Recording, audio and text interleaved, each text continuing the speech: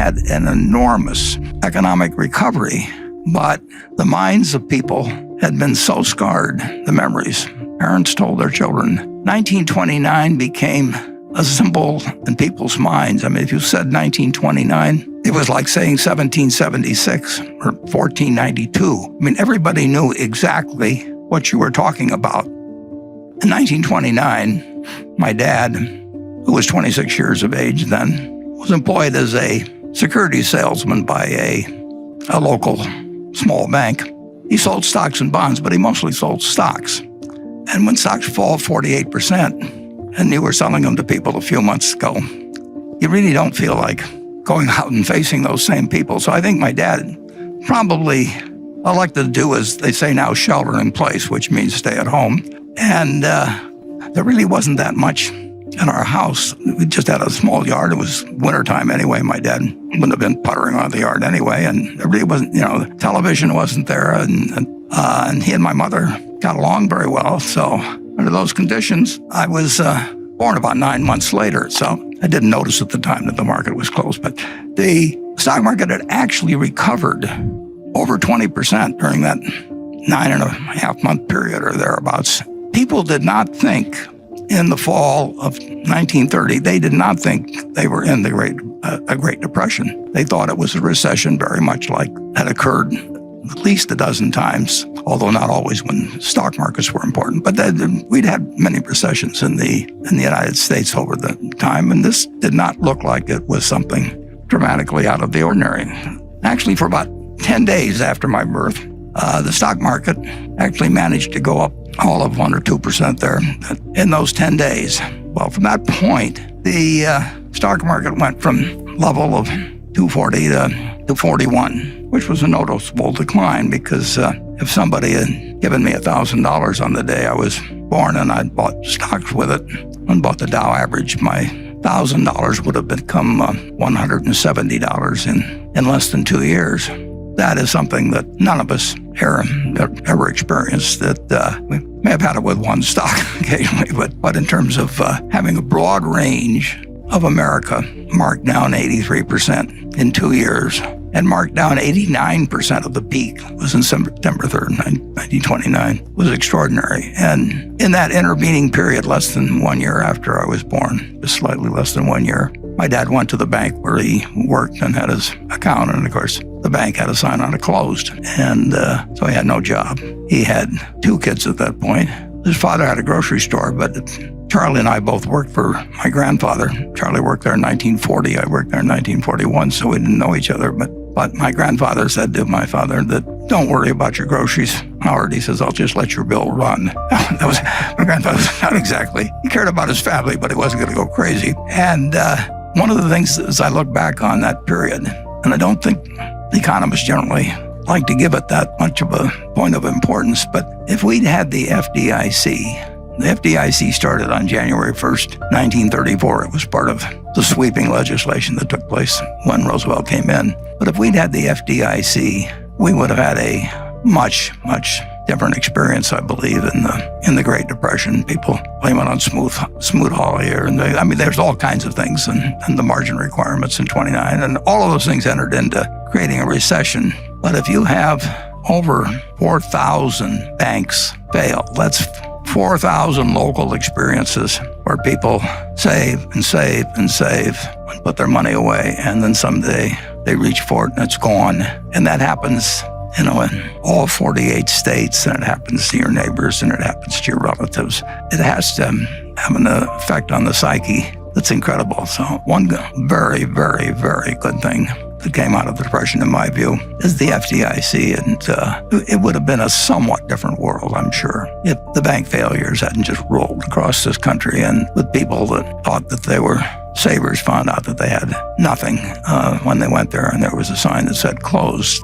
So the Great Depression went on and lasted a very long time, but it lasted a lot longer in the minds of people than it did actually in its effects. World War II came along, and on sort of an involuntary manner, we adopted Keynesianism. We started running fiscal deficits, of course, that were absolutely huge, and took our debt up to a percentage of GDP, which had never reached before and never reached since. So we had an enormous economic recovery, but the minds of people had been so scarred, the memories. Parents told their children. 1929 became a symbol in people's minds. I mean, if you said 1929, it was like saying 1776 or 1492. I mean, everybody knew exactly what you were talking about, and it affected stock prices in a rather remarkable way. It was January 4th of 1951 that the kid who was born on August 30th in 1930 had finished college before the stock market got back to where it was at that earlier time. So take the years from 1920 or 1929 to 1951 and bear in mind that, the country was only 140 years old when this started. That's 20 years out of this amazing 231-year lifetime of our country. That was flat out a time for a long time of no economic growth and no feeling by people in terms about the wealth of the country, about what the American economy was worth, what all these corporations that were doing far, far, far better than they were long ago. But it took all of that time to restore in the market a price level that was equal to what it was when I was born 20 years earlier. So if you think about the fact that we're enduring a few months, and we'll endure many more months, and we don't know how it comes out. And people in the 30s didn't know how it was going to come out, but they endured, persevered, prospered, and the American miracle continued.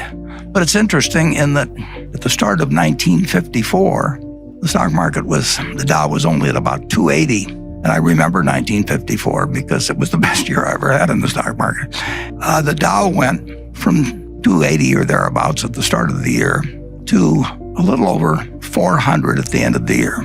And as soon as when it crossed 381, that famous figure from 1929, when it went to 400, everybody wondered, is this 1929 all over again? And that seems a little far-fetched because it was a different country in 1954. But that was the common question, and it actually achieved such a level of worry about whether we were about to jump off another cliff just because the 381 of 1929 had been exceeded, that Senator Bill Fulbright of Arkansas, who became very famous later in terms of the Foreign Relations Committee, but he headed the Senate Banking Committee, and he called a special investigation. He really was questioning whether we had built another house of cards again. And his committee, in March of 1955, with the Dow at 405, assembled 20 of the best minds in the United States to testify as to whether we were going crazy again. The Dow was at 400, and we'd gotten in this incredible trouble before. But that was the mindset of the country. It's incredible. We didn't really believe America was what it was. And my boss, the reason I'm familiar with this, was that I was working in New York for one of the 20 people that was called down to testify. And I remember, because Ben Graham was one of the 3 smartest people I've met in my life, and when he testified, the Dow at 404, he had one line in there right toward the start in his written testimony, and he said, the stock market is high. It looks high, it is high, but it's not as high as it looks. And since that time, we felt the American tailwind at full force, and the Dow, when we made the slide, it was about 24,000. So you're looking at a market today that has produced $100 for every dollar. All you was had to believe in America and just buy a cross-section of America. You didn't have to read the Wall Street Journal. You didn't have to look up the price of your stock. You didn't have to pay a lot of money in fees to anybody. You just had to believe that the American miracle was intact. But you'd had this testing period between 1929 and certainly 1954, as indicated by what happened when it got back up to 380. You had this testing period, and people really had lost faith to some degree. They just didn't see the potential of what America could do. And we found that nothing can stop America when you get right down to it. It's been true all along. It may have been interrupted with the scariest of scenarios when you had a war with one group of states fighting another group of states. And it may have been tested again in the Great Depression, and it may be tested now to some degree. But in the end, the answer is never bet against America. And that, in my view, is as true today as it was in 1789. and even was true during the Civil War and the depths of the Depression.